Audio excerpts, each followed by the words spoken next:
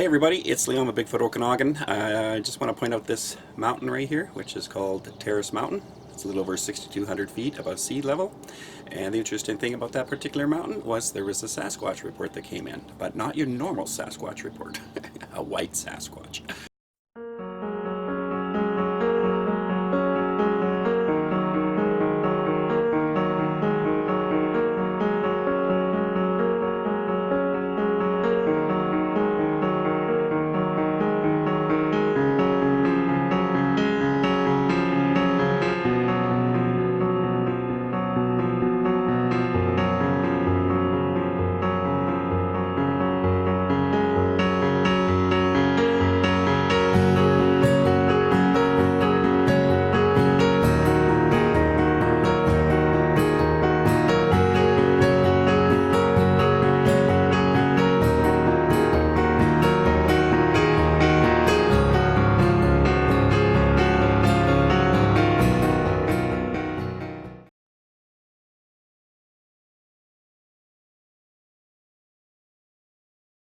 Make sure you catch myself with Bigfoot Tony, Jason Parsons, on July 20th on Bigfoot Odyssey's YouTube channel. And again, Justin with Mountain Beast Mysteries will be heading back out to that site that he shared. So if you're interested in helping him out, there'll be a link below for his PayPal account.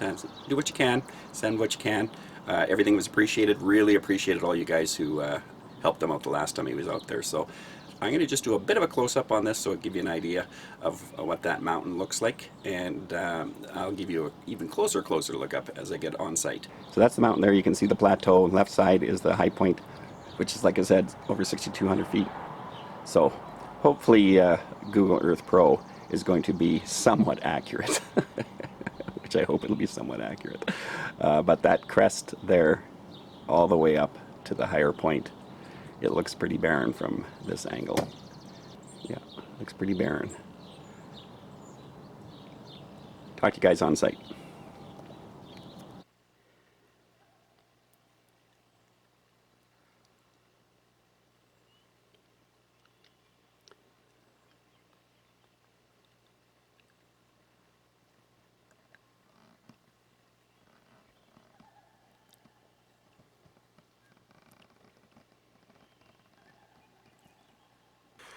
There are absolutely fantastic lakes over on this side of Terrace Mountain. I haven't even got to Terrace Mountain yet. I'm too busy stopping at these great lakes. Listen to that loon in the background.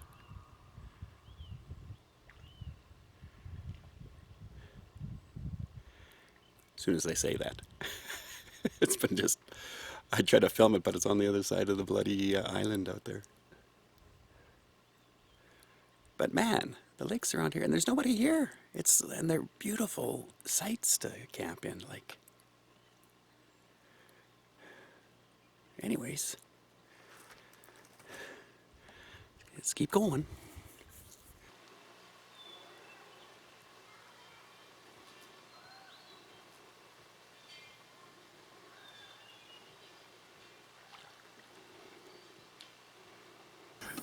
Get a load of this view.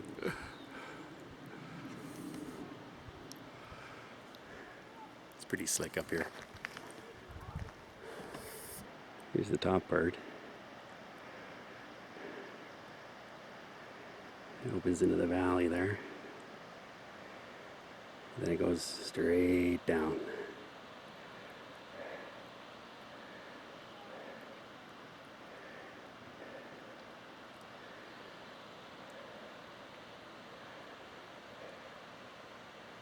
Okay, you guys, so what you're looking at there is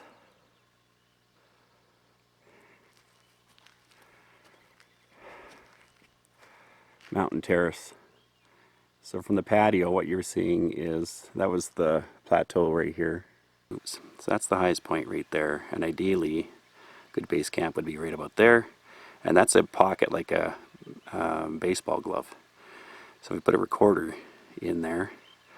It will pick up any sound that's in that pocket. Another good place for let me back out here a little bit. So that's where it comes down. Another good base camp would be right here, because this is another pocket right here.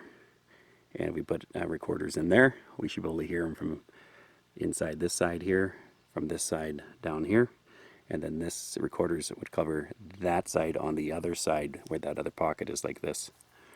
Now I just want to show you over here. Notice there's all these trees on this side. This is the west side of the mountain. So this side here, start noticing that there's absolutely no trees. So that's the crest. And on the upper side, past the tree line, the crest continues around all the way to the top. Now I just want to show you something else. So one moment. This is this side, which is going to be probably pretty similar to the east side of Terrace Mountain, but you can see how barren it is.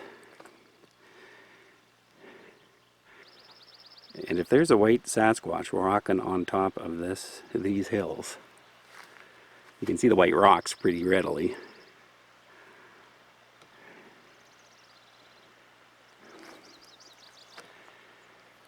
You're going to be easily able to see them, along with black bears. You should be able to see black bears and grizzlies pretty easily here too. So,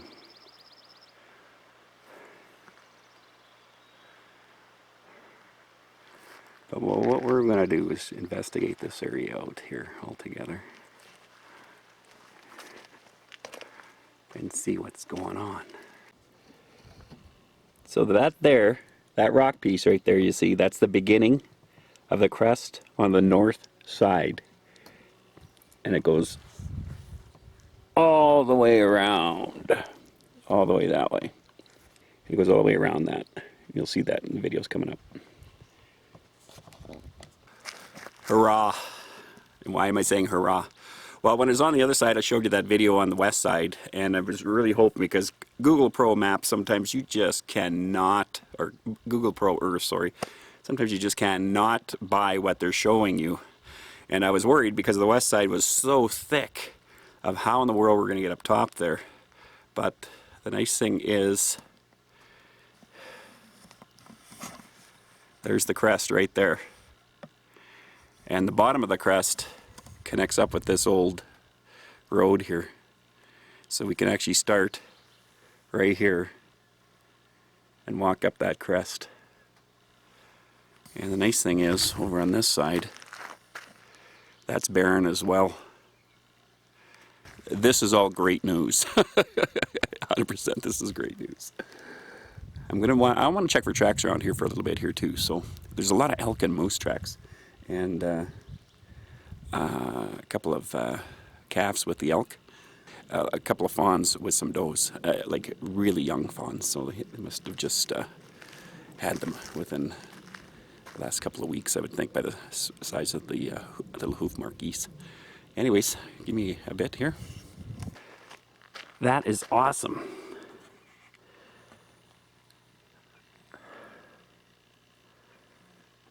I mean, that is awesome that this whole side is totally clear, no trees on it. If we can easily walk right up that ridge, that'd be a great view.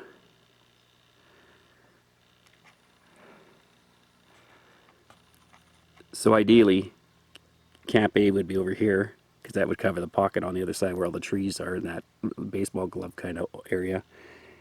And Camp B would be here, which would cover this other area that's on the other side. That's kind of like a bowl or a pocket again with lots of trees in it. The other thing is the echo here is great. So that means sound's going to carry really, really cool, especially when we have recorders up, if there's anything in the area. Okay, you guys, so that's the front-on view of the lower crest. Where I was earlier was way over that way, where it came down and met this old deactivated road. And behind that, at least this angle you can't see it, is the higher point that's over 6,200 feet high, sea level wise. But look at it. Solid trees you can see on the other side of the crest. Just zoom in there a little bit there, oops, wrong direction. Just see, yeah, that's just solid trees on the other side, the west side that I showed you earlier. And now this side's just totally barren. It's great. Now I don't think I should have to be worried about grizzlies. I mentioned that a little earlier there. I'm probably more concerned about walking into black bears, because this is great habitat for them in the raspberry bushes seem to be out here a bit, and the berries are coming out. I notice a lot of them have been picked. So that's what a decommissioned road looks like. So get a load of this view. I want to stop on this side. So that lake right there, that's called Okanagan Lake. And it kind of branches out, as you can see. Kind of goes out that way and also goes around this way. Now the reason why I wanted to stop here is when you look how the lake goes around this way here, there's a valley right through there. And that's where Echo Lake is. And this is the east side of, or sorry, the west side of where some prints have been found and stuff along that line. And right behind me here is where the White Sasquatch was reported. Down that part of the lake over here on the north side, there was an Asian miner, and he was woken up in the middle of the night with something walking around his tent. And he went outside to investigate what it was, and we opened up the tent doors. There was a Sasquatch standing there. And he decided, besides being freaked out, what is he going to do about this whole thing, was he gave it some food. Didn't hand feed it, but he gave it some food, and just left it out, and the Squatch ate it and then left and never bothered him again. Now the reason why I'm sharing that story is if I could turn the camera around, and these lakes just go on and on and on down here, and down towards Penticton, and there's a little lake on the other side of the Okanagan that's by Penticton on the south side of it, where the First Nations used to have a cache of fish and berries and that for the winter, and the Squatches came in and would help themselves to that. Now the interesting thing about the Sasquatch reports in regards to what I've researched in the area is they don't seem to be aggressive at all. I did get one report that came in last month of a guy in West Bank who was camping in this kind of area where he's not supposed to be camping, and something around 3 o'clock in the morning woke him up and scared the living bejesus out of him and pushed him out of the area. And he said it wasn't small, he'd never seen what it was. He says, but it wasn't small. He says it was tall because I was looking up at what was making the sounds. I wasn't looking down. Looking down would be more likely it's a bear that's coming into his camp. But he's looking up, and it pushed him all the way out to the point where he fled. So, but the Squatches in most cases in the valley here, there's been, I think I've got 3 reports I've come across where people had fed them, and I'm not sure if there was times where there was a problem with the food sources in the area. But again, as soon as they fed them, the Squatches left them alone, didn't seem to bother them or keep coming back and, you know, try to get more food from them. The other weird thing too is, especially down in the Penticton area, there seems to be a lot of deformities that come in regards to reports. So, for instance, there's one that's a 6-toed Sasquatch that was saw by some guys, young guys who were biking along the old railroad tracks that used to be down there. And I think Thomas Steenberg kind of investigated that one as well.